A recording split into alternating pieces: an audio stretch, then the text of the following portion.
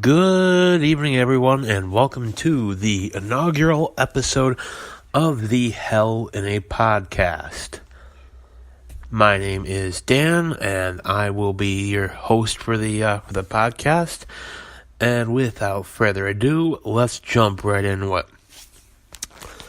So, first things first, I figured because this is the first episode, I figured I should give a little bit of my history with wrestling, figure out where I come from with it. And it all goes back probably to the earliest that I can remember. When I was a little kid, we didn't really have many channels. You know, we had ABC, NBC, CBS. Maybe I had one more, I don't remember. But what we had this VHS tape, and on it was The Wizard of Oz, I believe an episode of Perfect Strangers, and we had some wrestling on there as well. I can't remember what the exact match was, but what I do remember was that it was I think it was a tag team match, and it had Earthquake and Dino Bravo versus, I think it might have been Hogan and Warrior. I can't quite remember exactly, but I must have watched that tape 100 times, maybe more, and it got watched it so many times that the tape kind of wore itself out and got wrecked. And then as time went on, my oldest brother had a friend who was into wrestling and let him borrow a copy of WrestleMania 8, and again, I must have watched that tape countless times, and I remember just being so amazed with it. You know, the pageantry of it, you know, guys like Macho Man, you know, Hogan, Warrior, you know, the list goes on and on. I remember being particularly fond of Macho Man. You know, I thought what he was doing was just so cool. You know, it was the bright colors, how he moved, his attitude really amazed me as a kid. And then, you know, moving to where we were, got cable and, you know, watched the early days of Raw, people like Undertaker, Bret Hart, you know, like people like that, and even WCW. Yes, I watched WCW. There was some good talent there, but I digress. That's more content for another episode. But then as time went on, went back to WWE during the Attitude Era, and again, I was even more hooked than I was before. And that's sort of my history with wrestling. Now, I want to divulge into the latest news and rumors in professional wrestling, particularly WWE and TNA. TNA and WWE have both seen a fair number of releases. With TNA, I guess the most notable wrestler would be Rockstar Spud. You know, your average wrestling fan isn't going to really know much about him. But what he is notable, he was part of the whole Dixie Carter heel stable, you know, that she had going. I think he's very, very talented in the ring. There's rumors that he will be going to the WWE and possibly wrestling in the Cruiserweight division. You know, I think he could do an amazing job there. You know, put him with guys like Enzo, guys like, I can't believe I just said Enzo. We're going to scratch that one. Put him with guys like Mustafa Ali, Cedric Alexander, people like that. And I think you could see that him do a lot of really good things. Also, TNA, I don't know if so much it was a release as they just gave notice, but Earl Hebner and his son Brian, both had been with TNA for a number of years. And Earl Hebner, you know, of course, probably the most famous referee of all time, at least in my opinion. and decided that it was time to leave. Now the question is, where does he go next? Does he go to another company? Does he retire? Personally, I think the best thing for him to do, at least what I'd love to see him do, is go back to the WWE. Retire there, call a couple more matches there. Personally, I would love nothing more than to see him referee a main event at WrestleMania. One last time at least. Do another Undertaker match if there is going to be one. Have him do another, anything. Anything, I think there's something for him there. With WWE, we've had 3 big ones in the last week. We have had Darren Young, which, I think he was another guy. Maybe not good on the mic necessarily. He was pretty solid in the ring, at least I thought. It just seemed like the WWE didn't quite know what to do with him. They had a lot of press with him. They had the Bob Backlund thing with him, and I thought the pairing of him and Mr. Backlund was phenomenal. I thought it was very entertaining, and I thought it was not something nice to see. So they let him go. He had been injured with, I think it was a knee injury, but he was cleared. I want to say he appeared backstage, but wasn't used. He did a couple house shows, but again, I don't think he had returned to in-ring work on Raw or any pay-per-views. If I'm wrong, let me know. I'd like to correct that if I'm wrong. They also lost 2 of the women wrestlers. They lost Summer Rae, who hadn't done a lot in quite some time. I think she had talent, but again, I don't think they really knew quite what to do with her. The other, of course, is Emma. Now, Emma was a bit of a sad case. She came in initially with this kind of goofy dancing type gimmick with Santino Marella, which, I wish they had done more with her. I really do. Then she went the heel gimmick, which I thought was pretty entertaining. And then she got hurt, and then those Emelina gimmick, videos came about, and people weren't sure quite what to make of it. Some people thought, well, is it a dancing gimmick? Is it just another TNA type gimmick, where she's just eye candy? And when we finally saw her debut as Emelina, it was pretty clear that's what it was. Now, a lot of people have heard the rumors that she shot it down. There's also rumors that when they did kind of the pre-show preparations, the rehearsals, that it just didn't work. And that's why they had her come out as Emelina and say that she was reverting back to Emma. And then she'd go on to be used sparingly. And then she started up on Twitter with the hashtag Give Emma a Chance. Which, she's making a name for herself. She's trying. I thought it was a cool thing. Now, the rumor is that the writing committee and the booking staff didn't like it. That's what got her a lot of heat. But, if they're not doing it, what's wrong with the talent trying to make a name for themselves? Zack Ryder did it, and I think he should have gotten more than he did. But again, another story for another time. Now, there are rumors of other releases coming. Nothing confirmed, but who knows? One of those names being rumored is Dolph Ziggler. He's another guy who he should have been WWE champion or Universal champion several times over by now.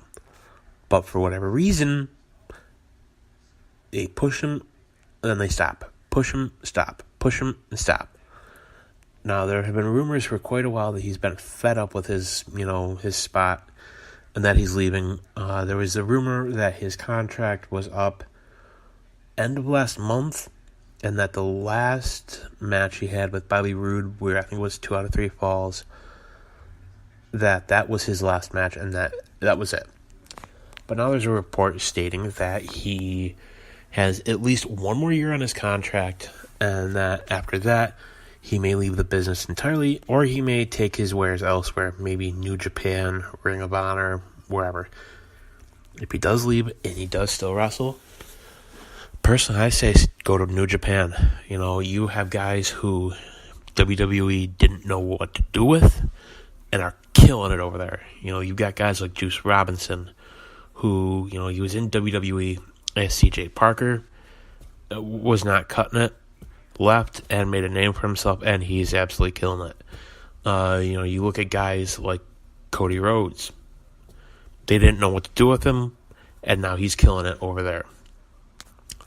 Goes to show that there are opportunities elsewhere, and WWE is not the be-all, end-all that we think it is.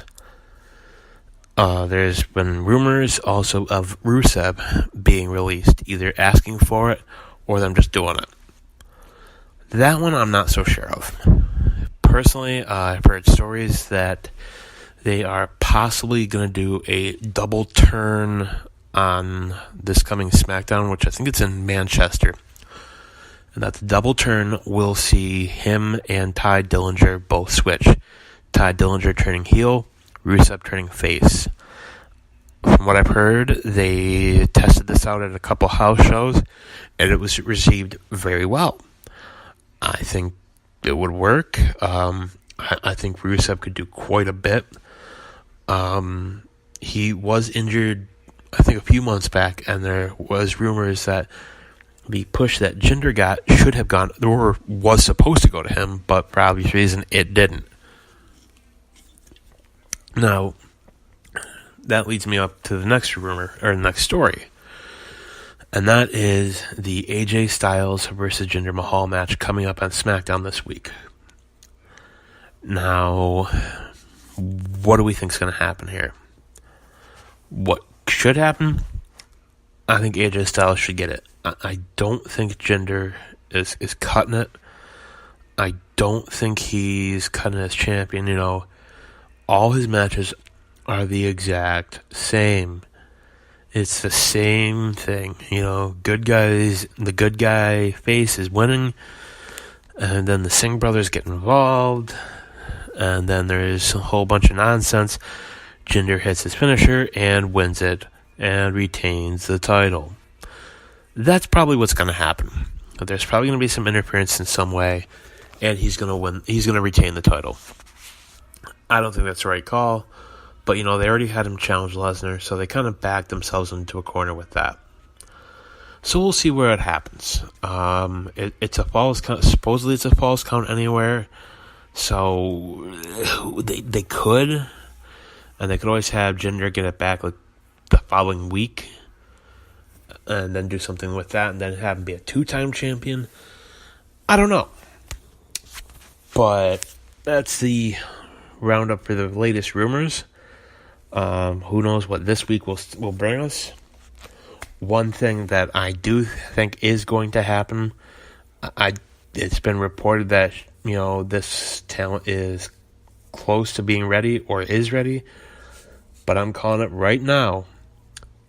Monday Night Raw, we will see the return of Paige. She will get involved in some way, shape, or form. I think she's probably going to be added to the women's match at Survivor Series, the 5-on-5. I think she'll probably either call out Alicia Fox, or who knows. But I do think we will see her Monday night. Or maybe she'll go out to SmackDown on Tuesday. Who knows? That leads us into our next segment, which of course is Survivor Series, what should and what will happen. Now, I'm going to run down the card, and I'll do that with each match. We're going to open it up with a match which I think, for me at least, is going to be the throwaway match. And that, of course, is Enzo Amore defending the Cruiserweight title against Kalisto. There's no special stipulations. There's nothing special about this. It's just your standard title match. Now, Enzo got it back at the last pay-per-view. I think he cheated. I didn't see the match. But regardless, he's now a two-time champ. What I think is going to happen here, I think Kalisto is going to dominate the match mostly. I think Enzo is either going to hit a low blow or there's going to be interference, and he's going to get the win. Now, whether I'm wrong or not, I don't know. What I'm more interested in seeing is what happens after this match ends. Reason I say that, and I want to cover this rumor in this segment, in this match, what I think will happen. I think Hideo Itami will make his call up at this point. There have been rumors that he's getting ready to get called up to the Cruiserweight division very, very soon, and I think this is going to be when it happens. I think Enzo's going to win. I think Hideo Itami is going to come out, hit the GTS, pose with the title, and I think he's going to be the next contender for the Cruiserweight title.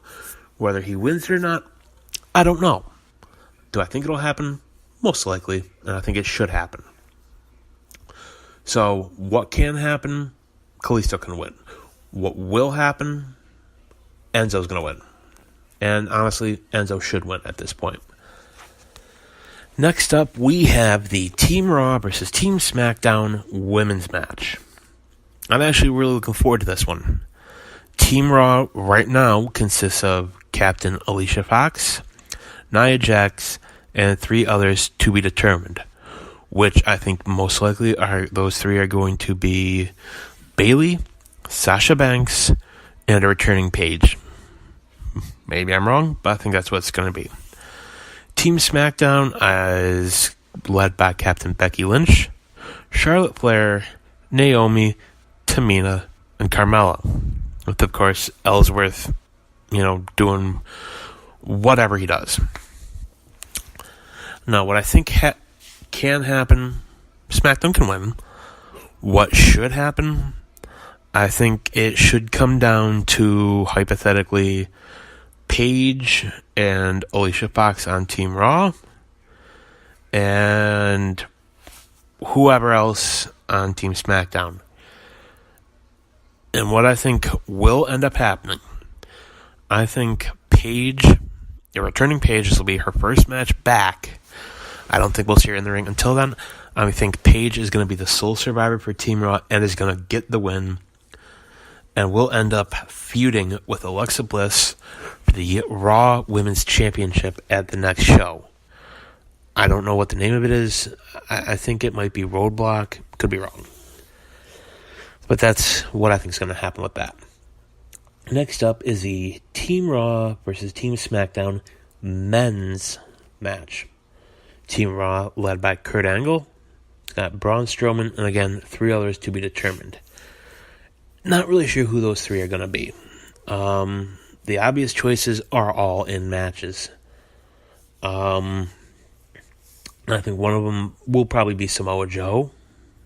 Could be wrong. And they will be taking on Team SmackDown, which is led by Randy Orton, Captain Shane McMahon, Bobby Roode, Shinsuke Nakamura, and 1 other. Now, the belief is that it's going to be AJ Styles. But there's also a theory that AJ wins the WWE Championship on Tuesday, and the spot in that match is taken by Rusev. Maybe it happens, maybe it doesn't. Not sure. Now, what can happen, what should happen, and what will happen are all the same, and I think it's what needs to happen. Excuse me. I think it'll come down to probably, I'm going to say maybe Kurt Angle and Strowman on Raw against Shane maybe Orton or whoever on SmackDown. And I think Kevin Owens and Sami Zayn are going to come out, cost Team SmackDown the match, and it will lead to the next show where those two will take on two members of Team SmackDown in a tag team match. They seem to be going all in with this Kevin Owens, Sami Zayn thing. I think it's a really cool thing. I would love to see them in the tag team division. I mean, I'd like to see them both get WWE title runs, but that's beside the point. I say they're one of the best heel teams going right now, and I say run with it. See what happens, run with it. So, Team Raw is going to win it. So that's two wins for Team Raw so far. Next up, we have Intercontinental Champion The Miz versus U.S. Champion Baron Corbin. Neither title on the line whatsoever. And this match, I don't know what to think. On one hand, they seem to really be trying to push Corbin. But do you give him the rub at the expense of The Miz, who I think has been having one of his best years in the business, and I think he's one of the best right now. As much as I'm a SmackDown guy, and you can ask anybody that knows me, they'll tell you that I'm a SmackDown guy. But I think The Miz takes it. You know, I think, you know, you have him get a little bit of interference, and I don't know. I think you should give Miz the win. But with it being Survivor Series, they may try and pull out a swerve and give it the cheap win to Corbin. You know, the interesting question is, who's going to work as the babyface good guy, and who's going to work as, you know, the dastardly villain, the heel? I think you have Corbin work as the heel, Miz work as kind of the neutral. But we'll see what happens. Next up, we have the Raw Tag Team Champions, Dean Ambrose and Seth Rollins of The Shield, against the SmackDown Tag Team Champions, the Usos, who, in my opinion, are the best tag team in the WWE right now. And I'm talking Raw, SmackDown, NXT. I think the Usos are where it's at right now. What happens here? I think what can happen can be a normal match. You know, no interference, one team wins or the other. Doesn't matter. What I think will happen and should happen, I think the Usos are getting the win. And I think what's going to happen, I think there's going to be some misfires between Ambrose and Rollins. And I think one of them is going to hit the other on accident. And the Usos are going to get the win. I think what this will ultimately lead to is a Dean Ambrose heel turn. Maybe it doesn't come till Rumble. Who knows? But the rumor for Mania is a heel Dean Ambrose versus Seth Rollins. And I think they should run with it. Do a slow build. Kind of similar to what Bret Hart and Owen Hart did at WrestleMania 10. For those of you that can remember back that far. Next match, we have the Raw Women's Champion Alexa Bliss versus the SmackDown Women's Champion Natalya.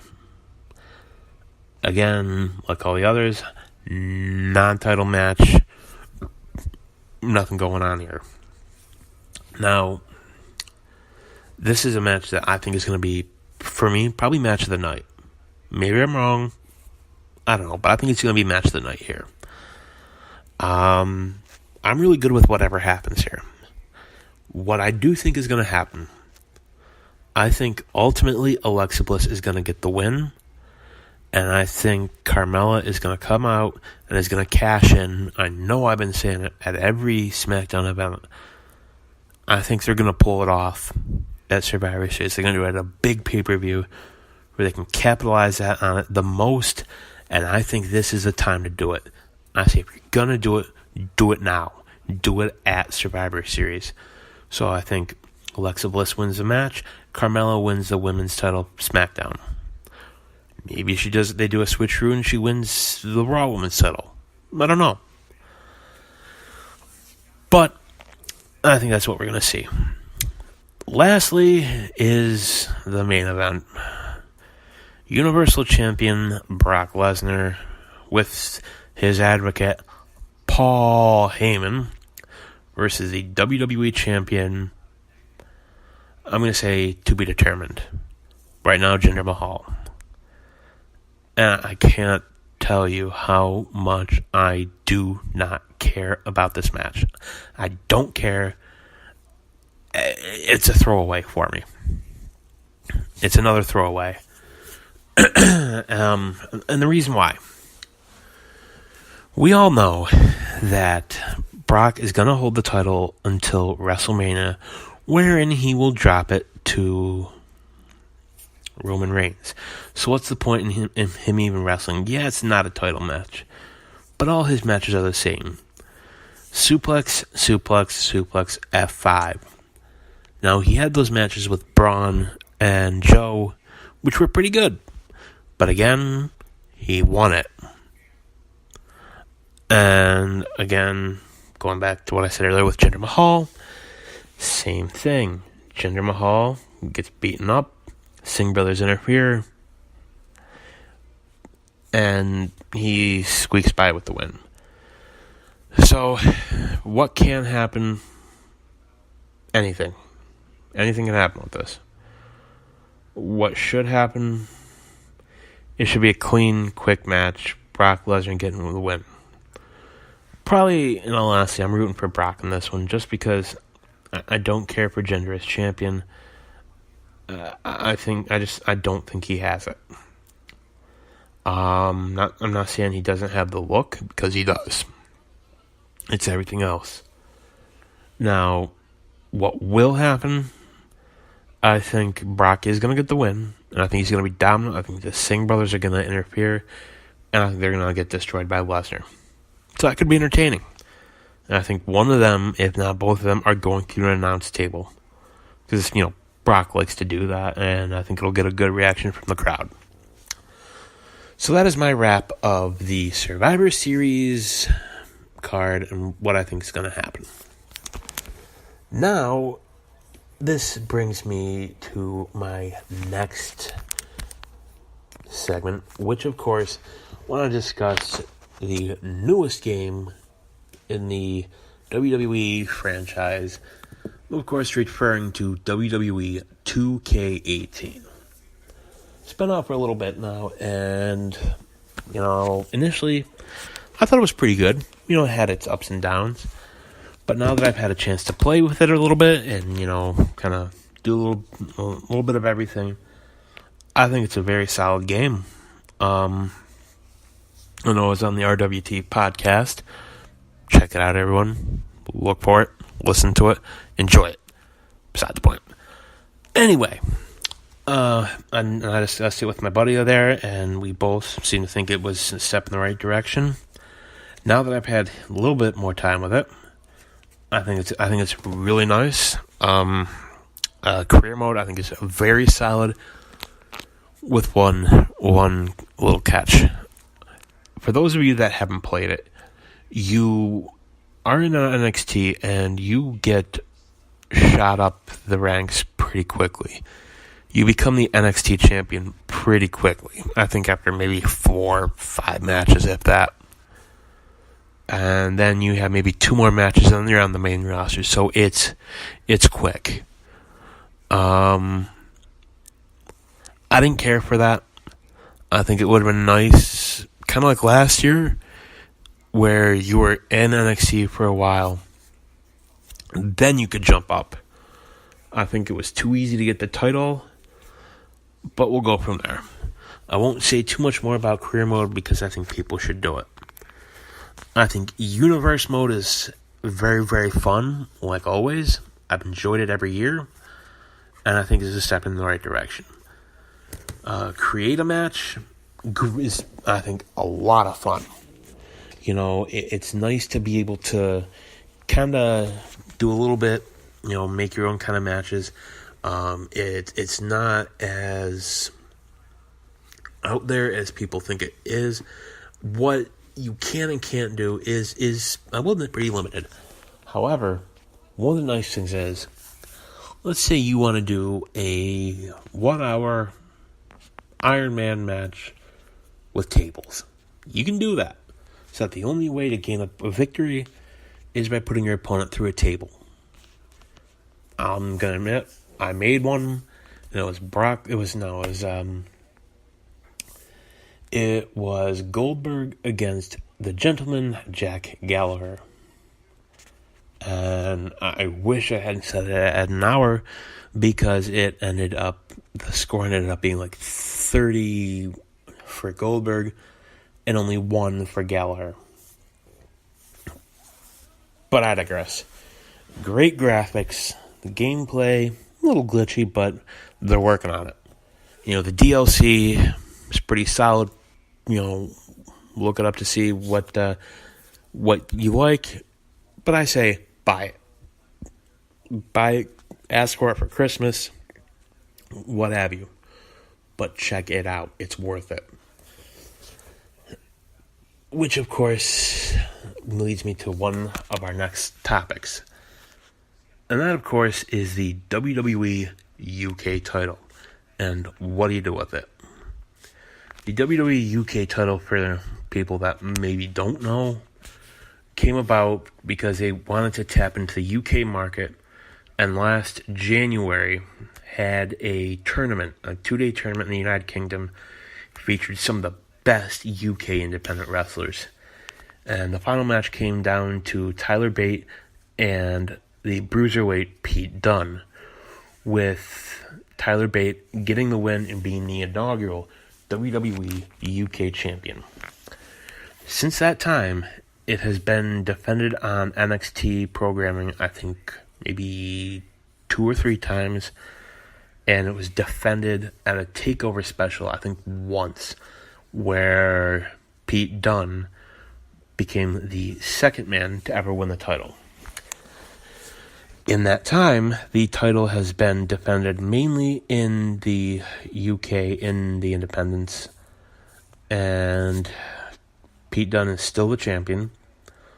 And the UK TV show that they were supposed to do is apparently still a thing, but they're still working on it. Who knows? Now, what should they do with it? I say until that show is ready to go and you have a definitive plan on lock, I say bring it into NXT and do it as a secondary title. Have it be something to where the other guys can go for. Guys who maybe aren't in the world title picture, and it gives them a chance to, wrestle for a title. Still dependent on the indies, but also have it in the NXT programming. I think there's a lot of guys in NXT who aren't in the world title picture. Guys like Roderick Strong. I think a Roderick Strong Pete Dunne match would be pretty entertaining. So that's my opinion on the matter. I say bring it to NXT, have it be your secondary title, and while you're at it, sign Tyler Bate, sign Pete Dunne, and of course, sign Trent Seven to exclusive deals. I know they're on it. They have other programs. They have other programs that they're doing. But get those guys on exclusive deals, lock them up, get them on WWE programming, and I think they could do some amazing, amazing programming. And who knows, with Raw and SmackDown being in the UK this coming week, I think we could see them on WWE TV. But we'll see. Now it's time for our next segment. A take on an old little party game. I call it Push, Sign, and Fire. What I'm going to do is I'm going to take somebody who I think they should push, somebody who isn't signed to the WWE who should be, and someone that they need to just get future endeavored. So who should they push? And it's someone who I've thought about for years who should be pushed, and that, of course, is the Bulgarian brute Rusev. He's got the charisma. He's got the look. He's athletic. I say turn him face, push him to the moon. Maybe have him be the guy to beat Jinder if AJ doesn't. Because, hey, right now, I don't want to see John Cena be the one to do it, even though probably is going to be. But again, I digress. Who do you sign? I don't know what his contract status is, but I say sign the villain Marty Scurll. He's got a unique look. He's insanely talented. And I think he could be a top player in the WWE. I think he's relatively young. I say go for it. Sign the villain. I think, Vince and Triple H would not be wrong if they signed him. I don't think they would have anything to regret if they did. But now that leaves us with, who do you fire? Looking at the roster, do you let go one of the male superstars, one of the female superstars? Looking at it, as much as I don't want to say it, because I really don't, I say fire Dolph Ziggler. It's pretty clear that they're never going to push him to the main event. He's never going to be the WWE champion or the Universal champion. I say let him go. Let him try it out in Japan. Let him show the world why he is one of the best of all time. And I really think he is. But, again, that's just my opinion. Let me know who you guys think that they should sign, push, or fire. I'd like to hear it. Now, everyone always has lists, top 5, top 10, top 20. I say narrow it down to a top 4. And this is something I'm going to be doing every week on my program. So the first top 4 are the top 4 feel-good moments in wrestling history. Can be WWE, can be Ring of Honor, whatever. So coming in at the number 4 slot, I'm going to say Cody Rhodes winning the Ring of Honor World title. Reason I picked that one, Cody was given nothing but a garbage dump in WWE. Of course, referring to the Stardust character. He rocked it. He made it his own. But he's someone who deserved a lot more. He should have been a WWE champion or a Universal champion if he had still been there. But he deserved a lot more than what they gave him. I think it's because of the last name, but whatever. But I think Cody Rhodes winning the ROH title was a very good moment, and it was a feel-good moment. So I'm going to put that at number 4. Number 3, I'm going with Christian winning the World Heavyweight Championship, the vacant World Heavyweight Championship, that of course was vacated by Edge, who was forced to retire due to his neck injury. And the reason I think it was a feel-good moment, the match, everything from a storyline standpoint was just perfect. Christian was a guy who was always looked at as Edge's lackey. He had won the Intercontinental title, had that a couple of times, and had good matches. Went off to TNA, had some success, and then came back. Everyone still said, oh yeah, he should be champion. Probably never will be. But then when Edge retired, you had to have somebody win the title. Do you give it to Del Rio, who was somewhat in a good place at that point? But then I think it made sense. Put the title on Christian. So if you remember that match, I believe it was 2012. I think it was Extreme Rules. And it was a ladder match, if I'm not mistaken. Del Rio was climbing. He's at almost the top. He's almost grabbing. I think he had grabbed the title. But then Edge comes out. Del Rio gets distracted. Christian knocks him off the ladder. Christian climbs up, and everyone's just sat there, on their feet, thinking he's going to do it. Grabs the title, and you have that emotional embrace between best friends. And then it was perfect. And of course, the rest of the reign lasted maybe 48 hours, and he dropped it to Orton in a lackluster SmackDown main event. But I digress.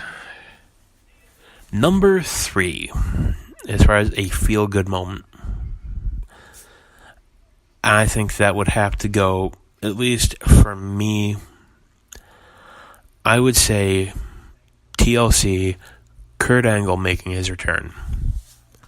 He had wrestled in TNA, but some of his matches hadn't been the best. He had great matches on the indies, but it's different between wrestling there and wrestling in the WWE. Anybody will tell you that. So to see him come out and the reaction was really cool. But then you wonder, well, yeah, he can get a good reaction, but can he still go physically to that level?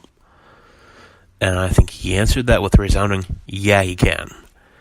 There were a few kind of odd moments in the match, but I don't think that were his fault.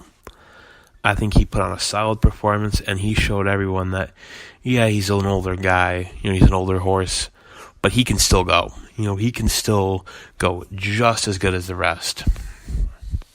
So I'm going to say that I'm putting that at, I believe it was number 3. Number 2. What do we put at number 2?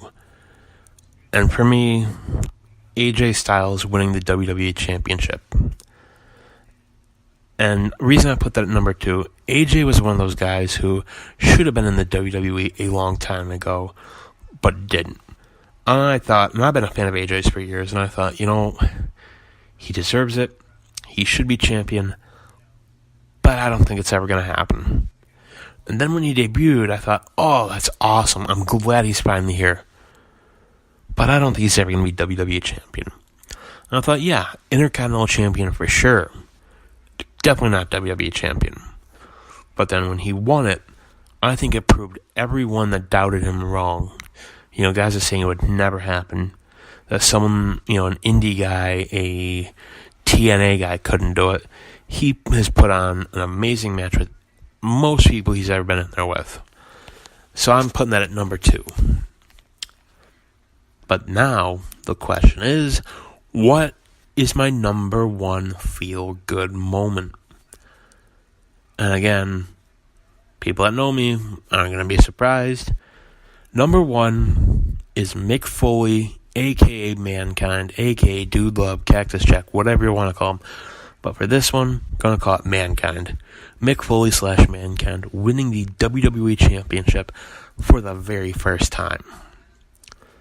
I remember watching that as a kid, watching it happen, and just being overjoyed. Because Foley was one of those guys who was told, you will never make it. You'll never make it in the WWE. But he did. And they said, oh, well, you'll never be the WWE champion. But after all the years that was thrown at him, all the work he's put in, Mick Foley winning the WWE Championship for the first time after so many years of everyone telling him, no, you can't do it, you won't do it, it'll never happen. He proved everyone wrong, and is now in the WWE Hall of Fame, which is well-deserved. So that's my list. That's my top 4 feel-good moments. Why don't you share yours with me and let me know what you think? Am I way off? What would you choose?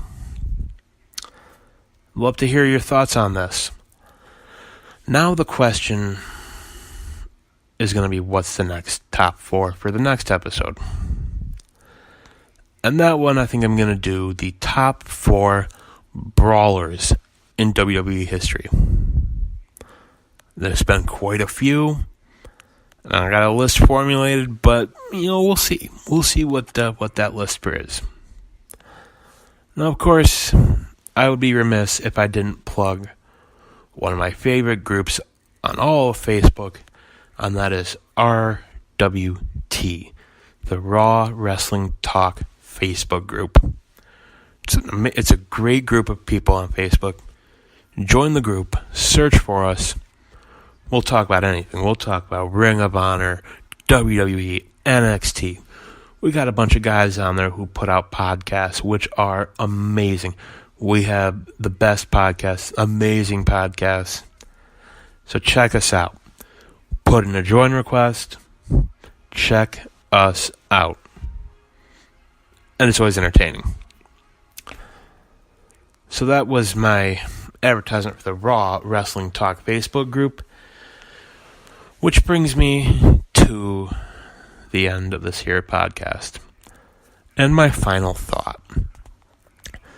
My final thought is kind of where wrestling is right now.